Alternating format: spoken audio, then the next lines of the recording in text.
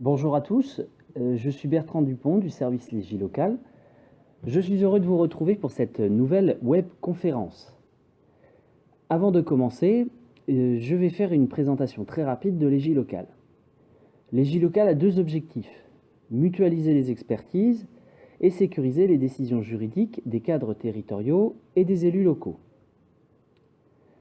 Vous pouvez découvrir nos offres listées ici, plus en détail en vous rendant sur notre site www.legilocal.fr. Chaque mois, l'équipe de juristes de l'assistance juridique, dont je fais partie, vous propose une conférence en ligne gratuite sur un thème d'actualité qui est au cœur des préoccupations des responsables des collectivités. Ainsi, pour le mois de janvier, nous vous proposons d'aborder les impacts de la redéfinition des dotations sur les budgets des collectivités. Dans le cadre de ces engagements au sein de l'Union européenne, et notamment du pacte budgétaire entré en vigueur le 1er janvier 2013, la France doit procéder au redressement de ses finances publiques. C'est dans cette optique qu'un programme de stabilité a été adopté pour la période 2015-2018, visant à économiser près de 50 milliards d'euros avant 2017. Et cette diminution concerne essentiellement la dotation globale de fonctionnement, DGF, qui diminue de 3,38 milliards d'euros cette année et qui représente à elle seule 98,87% du montant total de la réduction des concours financiers de l'État. Mathématiquement, on pourrait donc penser que cela impacterait directement et sévèrement les dépenses de fonctionnement des collectivités locales. Toutefois, en réformant la DGF du bloc communal, le législateur a, à l'inverse, tenté de réduire l'importance de cet impact sur les communes et les EPCI, non seulement en les incitant à maîtriser leurs dépenses de fonctionnement, mais surtout en adoptant des mesures qui impacteront favorablement les dépenses d'investissement. De fait, si la contribution des collectivités territoriales au plan de redressement des finances publiques se décline essentiellement par un effort impactant les recettes de fonctionnement des budgets locaux, cette diminution est minorée pour le bloc communal par la réforme apportée au profit de ce dernier, quand bien même cette réforme est reportée à 2017. D'ici là, pour 2016, l'impact de cette diminution sur la section de fonctionnement des budgets des collectivités territoriales sera donc maximal, alors que l'investissement local sera, lui, impacté favorablement et immédiatement. En 2016, la contribution des collectivités territoriales à l'effort de redressement des finances publiques prend la forme d'une baisse des recettes de fonctionnement par le biais de la DGF donc. Son montant est en effet diminué de 3,38 milliards d'euros par rapport à 2015. De ce fait, elle impactera les dépenses de fonctionnement de toutes les collectivités territoriales bénéficiaires de la DGF. Néanmoins, afin de compenser l'impact de cette baisse sur les collectivités les plus fragiles, la DGF est réformée, mais l'entrée en vigueur de cette réforme est reportée. Afin de mieux comprendre l'impact de la baisse de la DGF sur les budgets des collectivités, je rappellerai au préalable, de manière concise, ce qu'est la DGF. Principal prélèvement sur les recettes de l'État au profit des collectivités territoriales et instituée en 1979, la DGF est destinée à soutenir les dépenses de fonctionnement des collectivités. Elle se distingue en deux parts. Une part forfaitaire, qui est le tronc commun perçu par toutes les collectivités bénéficiaires, et une part péréquation dont les composantes sont versées aux collectivités les plus défavorisées. Réformée en 2004, la DGF comprend depuis 12 fractions réparties entre les trois catégories de collectivités. Il y a ainsi 6 fractions pour le bloc communal, communes et EPCI, 4 pour le conseil départemental et enfin 2 pour le conseil régional. Au sein des fractions du bloc communal, 4 d'entre elles sont dédiées à la part péréquation, notamment la dotation de solidarité urbaine, la dotation de solidarité rurale et la dotation nationale de péréquation. Fixé chaque année par la loi de finances initiale, son montant était de 41,3 milliards d'euros en 2012, de 40,1 milliards d'euros en 2014 et de 36,6 milliards d'euros en 2015. Mais pourquoi le législateur a-t-il choisi de diminuer la DGF? C'est que le champ des possibles ne lui laissait pas un choix important. En effet, certaines dotations ont des règles qui empêchent leur baisse d'une année sur l'autre. C'est le cas des dotations garanties constitutionnellement, au titre des transferts de compétences notamment. Aussi, seules deux options étaient envisageables: diminuer la DGF ou bien minorer plus encore les allocations compensatrices de fiscalité directe locale soumises à minoration. Le législateur a choisi de diminuer la DGF parce qu'elle permet de déterminer clairement le montant de la contribution des collectivités territoriales au redressement des finances publiques. Pour 2016, son montant est donc établi par l'article 40 de la loi de finances initiale à 33,2 milliards d'euros, soit une diminution de 3,38 milliards d'euros par rapport à 2015. Quel est alors l'impact de la baisse du montant de la DGF sur les collectivités? Par le choix de diminuer la DGF, l'impact de la baisse de son montant portera sur les recettes des sections de fonctionnement des budgets locaux en 2016. Il concernera toutes les collectivités par le biais de la part forfaitaire, puisque celle-ci est destinée à l'ensemble des collectivités. Mais il touchera également les sections de fonctionnement des collectivités les plus défavorisées par le biais de sa part péréquation. En outre, la DGF étant une dotation globale et libre d'emploi, les conséquences pratiques de sa diminution sont difficilement évaluables actuellement. En effet, elles dépendront des choix individuels faits par chacune des collectivités territoriales. Cet impact aurait pu néanmoins être compensé pour les collectivités les plus défavorisées, mais ce n'est pas le cas en 2016. En effet, dans le but d'atténuer les effets de la baisse du montant de la DGF pour les collectivités les plus fragiles, le législateur a souhaité augmenter les volumes financiers consacrés à la péréquation et les orienter vers les communes les plus pauvres. Pour ce faire, il a réformé la DGF du bloc communal par le biais de l'article 150 de la loi de finances initiale. Cette réforme poursuit deux objectifs: réduire les écarts les moins légitimes de dotation entre les territoires et renforcer ceux justifiés au regard de critères objectifs, d'une part. D'autre part, inciter les territoires à renforcer leur intégration fiscale et fonctionnelle et les mutualisations.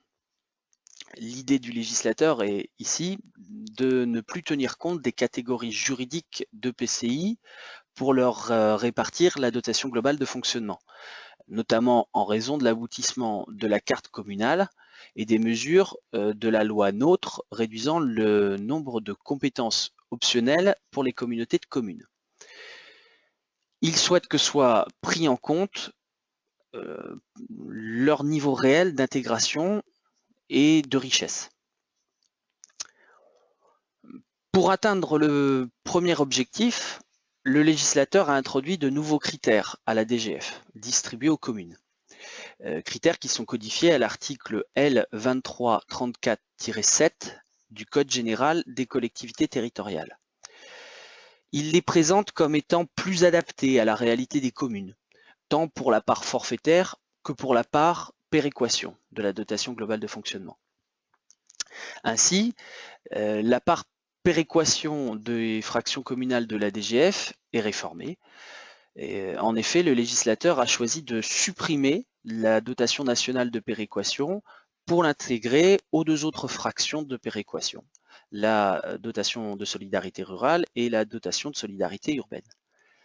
L'enveloppe de ces deux fractions augmente ainsi d'environ 800 millions d'euros. L'impact n'est donc pas ici une augmentation du volume global de la part péréquation. Toutefois, en rénovant leurs règles d'éligibilité, le législateur a procédé à un ajustement de la répartition de ces deux autres fractions qui permet d'accroître leurs effets, la péréquation, sur les communes les plus fragiles. Ainsi, la dotation de solidarité rurale est doublement réformée. Elle est réformée notamment cette réforme, vous pouvez la retrouver à l'article L2334-22 du Code général des collectivités territoriales. La dotation de solidarité rurale, désormais composée de deux fractions à la suite de la fusion des fractions péréquation et cible qui existaient auparavant. Donc, cette nouvelle fraction péréquation a de nouvelles règles d'éligibilité par ailleurs permettant de cibler son attribution aux communes rurales les moins favorisées. Ainsi, elle est répartie en fonction notamment de la population et d'un coefficient de majoration résultant du rang de classement de la commune par rapport aux autres communes de moins de 10 000 habitants. En outre, seuls seront éligibles à cette fraction les 2/3 des communes de moins de 10 000 habitants. La dotation de solidarité urbaine, elle, n'est pas fondamentalement revue, mais elle est également plus difficilement accessible puisque seuls les 2/3 des communes de plus de 10 000 habitants seront éligibles et non plus comme avant, les 3/4. La part forfaitaire des fractions communales de DGF comprend, elle, désormais, outre une dotation de base bénéficiant à l'ensemble des communes et répartie en fonction d'un montant unitaire par habitant, une dotation pour tenir compte des charges de ruralité, dont le montant va être attribué par l'État en fonction de la densité de population, densité qui doit être inférieure à 75% de la densité moyenne de la population de l'ensemble des communes et donc destinée aux communes rurales. Et ensuite, une dotation pour tenir compte des charges de centralité dont le montant est attribué par l'État sur la base de la population d'une commune rapportée à la population de l'EPCI d'appartenance de cette commune et destinée aux communes supportant de telles charges de centralité. Elle est attribuée aux ensembles intercommunaux composés des EPCI à fiscalité propre et de leurs communes membres, ou directement aux communes de plus de 500 habitants si elles ne sont pas membres d'un groupement. Ce dernier point est intéressant. Il est intéressant en termes d'impact budgétaire. En effet, en procédant à une attribution d'office aux ensembles intercommunaux, donc je rappelle, composé des EPCI à fiscalité propre et de leurs communes membres, le législateur offre ici une nouvelle source de recettes au budget des EPCI. De ce fait, en introduisant ce critère prenant en compte les EPCI, le législateur cherche ici à atteindre d'ores et déjà son second objectif. Néanmoins, pour atteindre ce second objectif, le législateur a plus directement réformé la DGF des EPCI à fiscalité propre. D'une part, il procède à la fusion de ces deux composantes, la dotation de compensation et la dotation d'intercommunalité. D'autre part, il la répartit en fonction d'une composante de péréquation et d'une composante favorisant l'intégration. Ainsi, la composante d'intégration sera attribuée en fonction du coefficient d'intégration fiscale de l'EPCI et de la population de ses communes membres. La composante péréquation, elle, sera attribuée en fonction d'une part de l'éligibilité à la DGF, déterminée selon le potentiel fiscal par habitant de l'EPCI, ce potentiel devant être inférieur à 1,5 fois le potentiel fiscal moyen par habitant de sa catégorie d'EPCI. D'autre part, elle sera attribuée en fonction de la population totale des communes membres, de l'écart du potentiel fiscal de l'EPCI par rapport à 1,5 fois le potentiel fiscal moyen par habitant de sa catégorie de PCI et de son coefficient d'intégration fiscale enfin. Ces nouveaux critères sont codifiés à l'article L5211-29 du Code général des collectivités territoriales. En renforçant les critères d'éligibilité, le législateur procède à une diminution du nombre de communes bénéficiaires, puisqu'il y aura moins de communes éligibles, et donc à une orientation de la dotation globale de fonctionnement vers les structures du bloc communal les plus fragiles.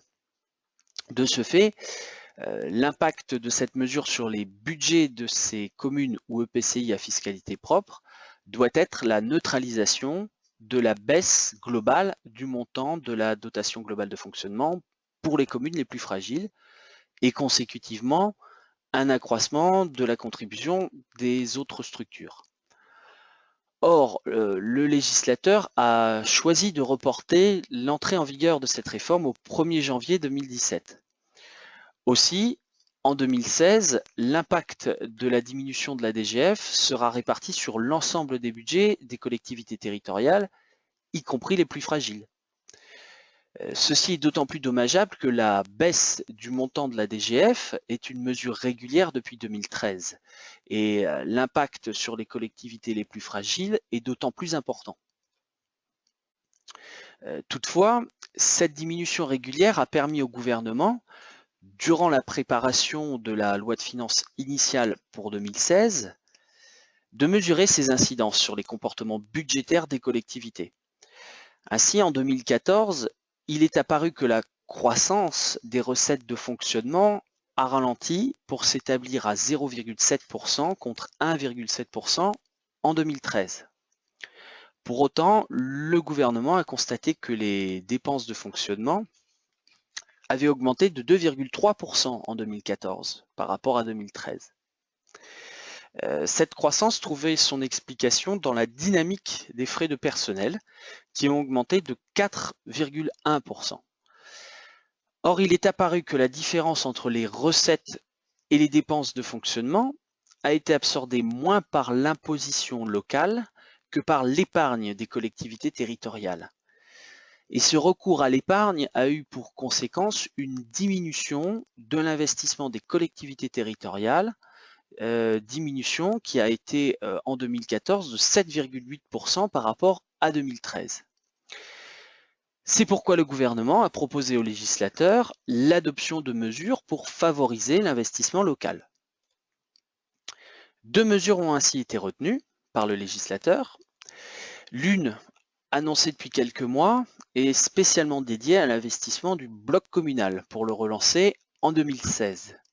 L'autre est une mesure mixte, car portant sur le fonctionnement, mais dont les effets sont attendus sur l'investissement de toutes les collectivités territoriales.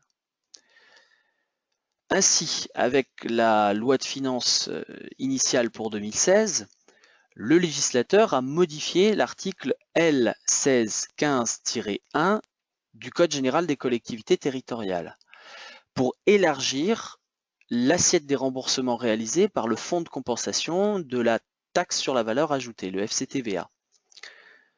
Il y a inclus les dépenses d'entretien des bâtiments publics et de la voirie payées à compter du 1er janvier 2016. Ces dépenses relèvent des dépenses de fonctionnement. À ce titre, d'ailleurs, le législateur a ajouté un alinéa à l'article L1615-5 du Code général des collectivités territoriales, orientant les sommes versées au titre du remboursement de TVA acquitté sur ces dépenses vers la section de fonctionnement du budget de la collectivité, puisqu'elles devront y être inscrites. Cependant, le but du législateur est que les collectivités territoriales, en étant accompagnées financièrement dans leurs efforts d'entretien des bâtiments et voiries publiques, puissent dégager des ressources pour financer leurs projets d'investissement. Au vu de la relation entre les dépenses de fonctionnement et celles d'investissement constatées en 2014 dans le cadre de la baisse de la DGF depuis 2013, cette mesure apparaît crédible, puisque ayant plus de dépenses de fonctionnement pris en charge par le FCTVA, les collectivités pourront moins faire appel à leur épargne pour payer ces dépenses. Elles pourront donc consacrer leur épargne, s'il leur en reste, à leurs dépenses d'investissement.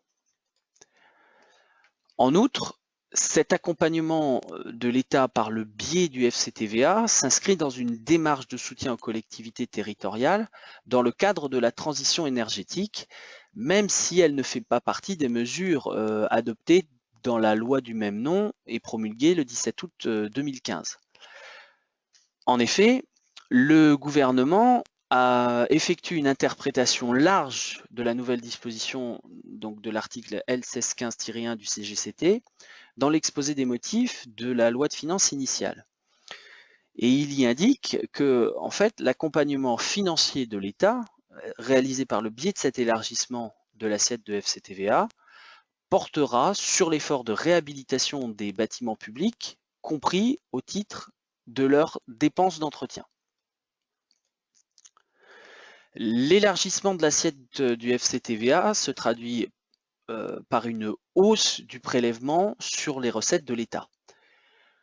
En raison du régime de fonctionnement du FCTVA, cette mesure montera progressivement en puissance pour atteindre son rythme de croisière à compter de 2018, s'appliquant alors à l'ensemble des bénéficiaires du fonds. L'impact budgétaire pour les collectivités sera lui aussi progressif. Pour l'État, le coût financier de cette mesure est estimé à 12 millions d'euros pour 2016, puis à 109 millions d'euros pour 2017 et enfin à 143 millions d'euros à compter de 2018. Si cette aide semble modeste pour 2016, une autre mesure plus conséquente a été adoptée pour relancer l'investissement local.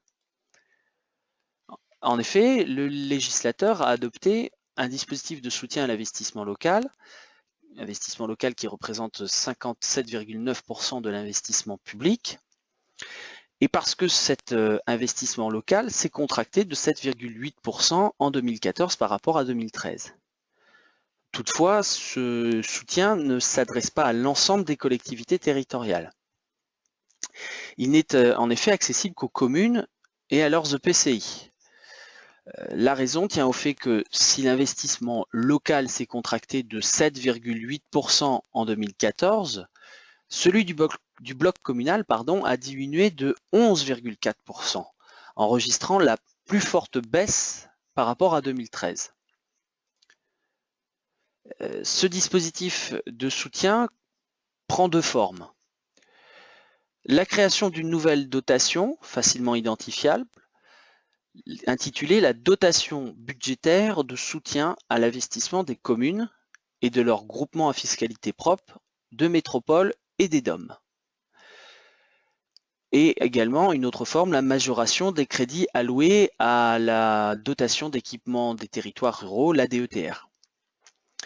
Cette spécificité permet également de rendre ce dispositif plus souple pour les finances de l'État, puisqu'il a vocation à n'exister que pour 2016, tant pour la nouvelle dotation que pour la majoration de DETR. Par cette aide ponctuelle, l'objectif du législateur est de créer un effet levier permettant de relancer l'investissement du bloc communal. Le montant de ce soutien à l'investissement du bloc communal s'élève à 1 milliard d'euros de crédit. Ce milliard représente 4% des dépenses d'équipement de ce secteur réalisées en 2014, 28,2 milliards d'euros précisément, ou encore une augmentation de 13% des dotations d'équipement versées en 2014 par l'État aux communes et aux EPCI hors FCTVA. La dotation budgétaire de soutien à l'investissement des communes et de leurs groupements à fiscalité propre de métropole et des DOM constitue le principal volet du soutien de l'État pour cette année 2016. En effet, elle bénéficie de 800 millions d'euros de crédit. Les 200 millions d'euros restants, par rapport aux milliards alloués, étant, eux, alloués à la majoration de la DETR. La nouvelle dotation est répartie, elle, en deux enveloppes. Une première enveloppe dotée de 500 millions d'euros, une seconde dotée des 300 millions d'euros de crédits restants. La première enveloppe, elle, est répartie entre les régions et le département de Mayotte, au prorata de leur population. Il appartiendra au préfet de région ou du département de Mayotte de l'attribuer. Toutes les communes et EPCI peuvent bénéficier de cette première enveloppe. Néanmoins, son éligibilité est conditionnée. En effet, seuls certains projets portés par ces collectivités pourront donner accès à ces crédits. Il s'agit des réalisations effectuées en matière de transition énergétique, comme la rénovation thermique ou le développement des énergies renouvelables, en matière également de mise aux normes des équipements publics, de développement d'infrastructures en faveur de la mobilité ou de construction de logements et d'équipements publics rendus nécessaires par l'accroissement du nombre d'habitants. La seconde enveloppe est également répartie entre les régions et le département de Mayotte, mais différemment de la première enveloppe. En effet, elle est fléchée, toutes les communes ne pouvant en bénéficier. En fait, elle est orientée au profit des communes de moins de 50 000 habitants. Ce fléchage aboutit à 2 critères de répartition de l'enveloppe. Le premier critère est que ces crédits vont être répartis entre les régions et le département de Mayotte en fonction de la population des communes situées dans une unité urbaine de moins de 50 000 habitants. C'est la différence ici avec la première enveloppe. La répartition entre les régions serait en effet différente si elle s'effectue au prorata de la population totale des régions. Pour définir la population à prendre en compte, le législateur renvoie simplement à la liste des unités urbaines publiée par l'INSEE et telle qu'issue du dernier recensement. Le second critère, lui, est interne à la répartition régionale, puisque seules les communes de moins de 50 000 habitants peuvent prétendre au versement de cette subvention. Les EPCI à fiscalité propre peuvent aussi être impactés par cette seconde enveloppe, puisque lorsque les opérations qui pourraient permettre à une commune de moins de 50 000 habitants de prétendre à une subvention issue de cette seconde enveloppe relèvent de la compétence transférée par cette commune à son EPCI, celui-ci peut bénéficier de la dotation. Son attribution est toutefois conditionnée à la décision du représentant de l'État dans la région ou le département de Mayotte. En termes d'impact sur les budgets des structures du bloc communal, la difficulté pour cette dotation portera sur la première enveloppe. Son attribution étant en effet conditionnée à la réalisation de certains projets, son impact sera favorable au budget des collectivités qui ont d'ores et déjà engagé de tels projets. En effet, au vu de la nature des projets éligibles, qui sont des projets nécessitant du temps pour leur lancement et leur création, par exemple en termes de construction, après la décision de construire prise par le conseil municipal ou communautaire, il est recouru à une maîtrise d'œuvre et ces différentes étapes doivent être respectées. Cela prend du temps. Il apparaît que donc seuls les projets déjà engagés pourront bénéficier de cette dotation. En somme, l'impact budgétaire de cette première enveloppe sera favorable sur les sections d'investissement des communes et groupements, mais pour ceux qui sont déjà engagés dans de tels projets. Or, ni le gouvernement ni le législateur ne précisent s'il existe de tels projets et combien. Par ailleurs, cette mesure n'étant pas pérenne, son effet levier, comme son impact budgétaire, risque d'être limité. En conclusion, il apparaît qu'avec la loi de finances initiale pour 2016, le législateur entend tirer les conclusions des réactions budgétaires des collectivités territoriales constatées en 2014. En effet, il y favorise l'investissement communal. Il tente aussi de minimiser l'impact du recul des dotations sur le fonctionnement des collectivités les plus fragiles, même s'il le reporte à 2017. Néanmoins, en 2016, l'impact de la réduction des dotations sera important sur les sections de fonctionnement des budgets de toutes les collectivités, même si proportionnellement, ce sont les structures régionales et départementales qui seront davantage mis à contribution. À ce titre, on peut d'ailleurs s'interroger sur les impacts que pourrait produire s'il était mis en œuvre, et notamment sur les collectivités du bloc communal et leur budget, un possible arrêt par les conseils départementaux des financements de politiques ne relevant pas de leurs compétences, telles qu'annoncées le 19 janvier dernier par le président de l'Assemblée des départements de France et du Conseil départemental de Charente-Maritime, Dominique Bussereau. Toujours est-il qu'en termes de contribution des collectivités territoriales, la loi de finances initiale pour 2016 n'est que la deuxième étape du programme de stabilité que les collectivités sont amenées à franchir pour le redressement des finances publiques, notamment pour la DGF. En effet, la baisse prévue porte sur les 3 années 2015, 2016 et 2017. Et la prochaine et dernière étape sera la plus difficilement supportable si l'on en reste en l'état actuel des choses. En effet, les débats parlementaires ont abouti à ce que le législateur tempère les baisses de 2015 et de 2016, respectivement à 3,43 milliards d'euros et 3,42 milliards d'euros, alors que pour 2016, le gouvernement proposait de retenir une baisse de 3,67 milliards d'euros. Or, si la France souhaite tenir ses engagements communautaires, elle devra respecter son objectif de baisse des dotations aux collectivités, objectif fixé à 10,7 milliards d'euros.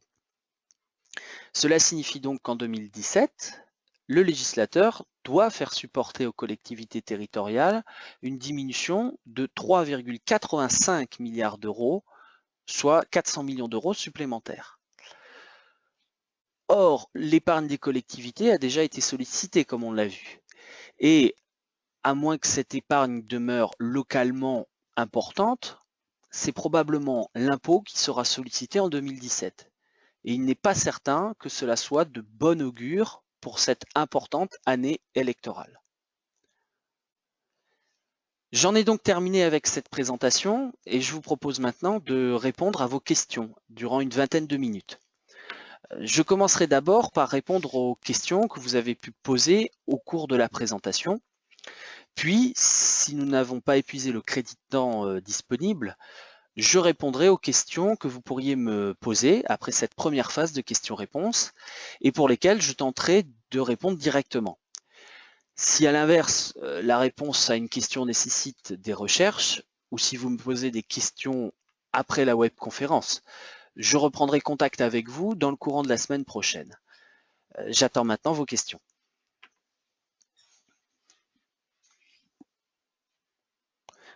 Alors pour l'instant, aucune question n'a été posée.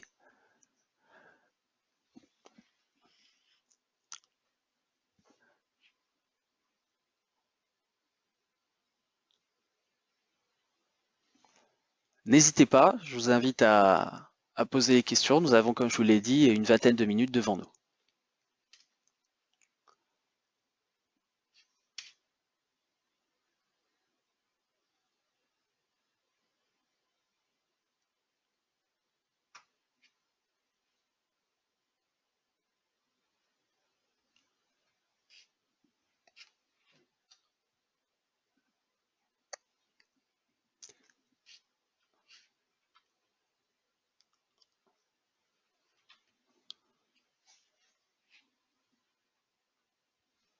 Est-ce qu'il y a une première question? Il y aurait une première question. On va prendre connaissance de cette première question.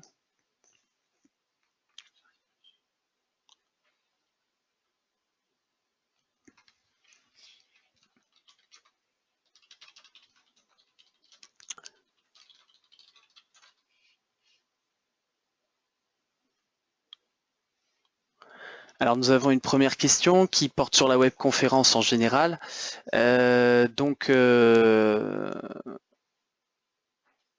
ce qui était donc sur le fait de savoir comment recevoir cette web conférence. Je vous invite à aller voir directement sur le site internet Légilocal, puisque nous mettrons cette web conférence en ligne sur le site internet, et vous pouvez retrouver à ce moment-là la web conférence. A priori, il y aurait une autre question. Alors, qu'entendez-vous par allocation compensatrice de fiscalité directe locale? Ce sont les allocations qui auraient pu être minorées, oui, par rapport au choix que le législateur a fait. Il y a en fait un système qui est mis en place chaque année par rapport à la fiscalité locale, par rapport au montant de cette fiscalité locale. Comment vous expliquer? Le législateur, comme vous le savez, récupère l'impôt, enfin l'État, pardon, récupère l'impôt local par le biais du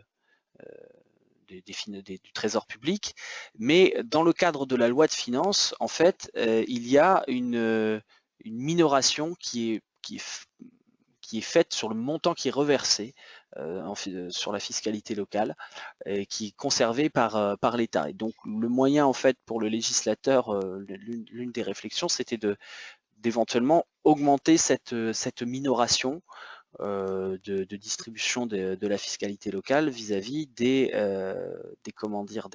collectivités et de leurs finances. Alors, y aurait-il une autre question? A priori, oui. Alors, la seconde question, c'est donc quelle incidence pour le FPIC? Alors, je vous avoue ne pas connaître le FPIC. Ce que je vous propose, voilà, pour le coup, c'est de vous reprendre contact avec vous pour le temps pour moi de voir après déjà ce qu'est le FPIC, et puis de voir quelles seraient ses incidences, quelles seraient les incidences des baisses de dotation sur ce fonds, sur ce FPIC. Une autre question, un investissement subventionné par la DETR pourra-t-il être subventionné en complément par cette nouvelle subvention? Et de toute façon, c'est un investissement, donc effectivement, la nouvelle dotation a vocation à financer les investissements. Donc là, si vous avez un investissement qui est éligible à la DETR, il est tout à fait possible qu'il soit éligible à la nouvelle dotation dans la mesure où c'est une autre dotation avec des critères d'éligibilité par contre différents. Il faudra veiller à les remplir, on les a vus au cours de cette webconférence, mais effectivement, ça peut être une autre source de financement pour cette année 2016 par contre. Je vous rappelle, c'est uniquement pour l'année 2016. Alors nous avons une autre question. Comment va s'appliquer en 2016 l'élargissement de l'assiette de la FCTVA? Oui, donc en fait, l'élargissement, comme je vous ai dit, toutes les dépenses d'entretien payées à compter du 1er janvier 2016 sont prises en compte. Donc, si vous voulez, dès aujourd'hui, dès que vous faites une dépense d'entretien sur un bâtiment, une voie publique ou une voirie publique, depuis le 1er janvier 2016, ça entre en compte au titre du FCTVA. Donc après, de manière tout à fait classique, vous pourrez répercuter auprès du FCTVA, comme vous le faisiez jusqu'à présent au titre de vos dépenses d'investissement, ces dépenses d'entretien que vous avez dépensées à compter du 1er janvier 2016. Y aurait-il une autre question ?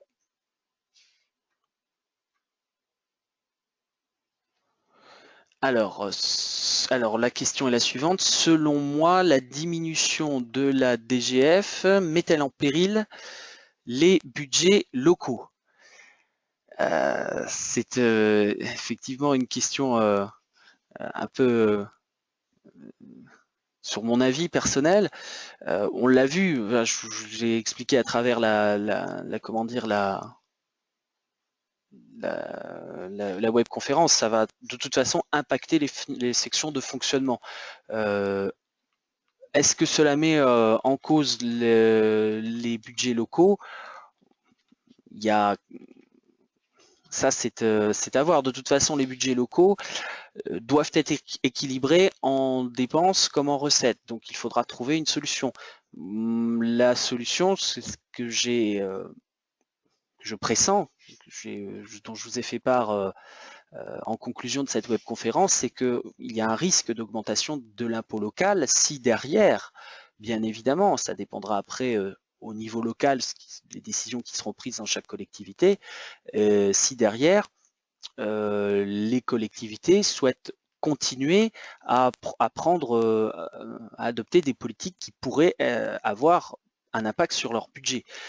Le problème, je dirais, est d'ailleurs plus en termes de politique qu'en termes de budget lui-même. C'est quelle capacité finalement auront les élus les élus locaux, à mener des politiques, puisque si les dépenses de fonctionnement ou d'investissement, peu importe, se réduisent, si les recettes plutôt se réduisent, les dépenses risquent de se réduire également, et donc cela signifie que les politiques publiques risquent d'être moins importantes que ces dernières années, et les capacités d'action des élus également.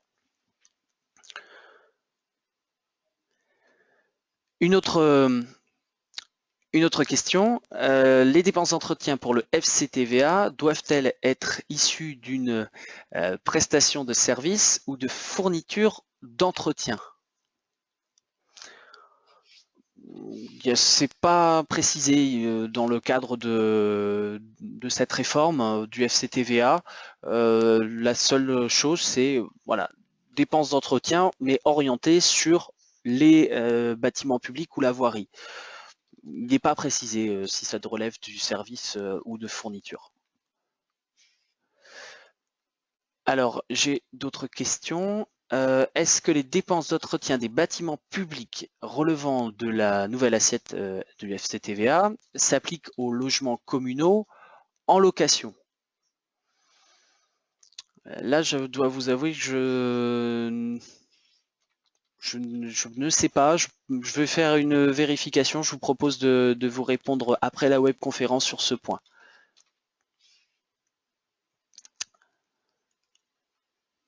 Alors, y aurait-il une autre question? A priori, oui. Alors, la nouvelle question, c'est le prélèvement GIR continue-t-il? Là aussi, ce que je vous propose, c'est, parce que là, je ne vois pas ce qu'est le prélèvement GIR, c'est de vous répondre par écrit après une vérification sur les impacts que la réforme pourrait avoir sur le prélèvement GIR.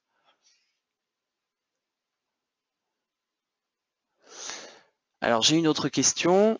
En conclusion, vous avez cité une probable augmentation des impôts locaux en 2017. Selon vous, quels impôts locaux risquent de se voir augmenter? Ça, là, je ne sais pas précisément quels impôts locaux pourraient être augmentés. Là aussi, ça dépendra des choix qui pourraient être faits par les conseils et les élus locaux.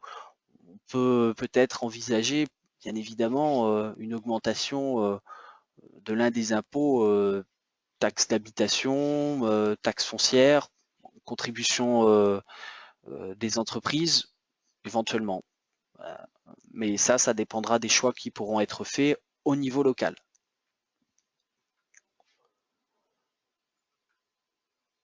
Est-ce que vous avez d'autres questions? Sachant que nous avons presque fini notre crédit de temps attribué à cette phase de questions-réponses.